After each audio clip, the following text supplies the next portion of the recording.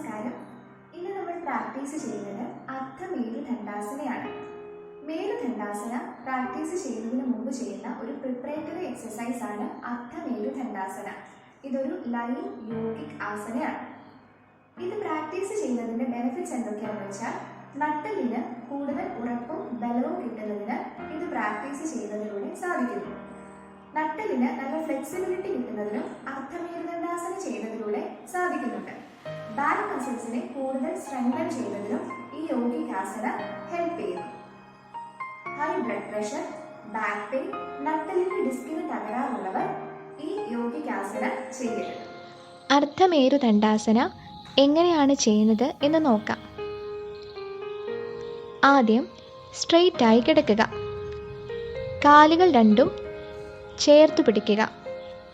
ശേഷം രണ്ട് കൈപ്പത്തികളും ശരീരത്തോട് ചേർത്ത് വയ്ക്കുക. ശ്വാസം എടുത്തുകൊണ്ട് സാവധാനം വലതുകാൽ മുകളിലേക്ക് ഉയർത്തുക. മുട്ട് മടങ്ങാതിരിക്കാൻ ശ്രദ്ധിക്കുക.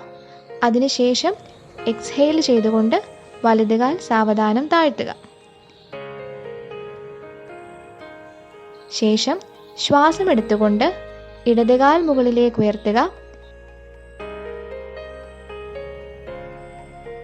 ശേഷം എക്സ്ഹെയിൽ ചെയ്തുകൊണ്ട് ഇടതുകാൽ സാവധാനം താഴ്ത്തുക.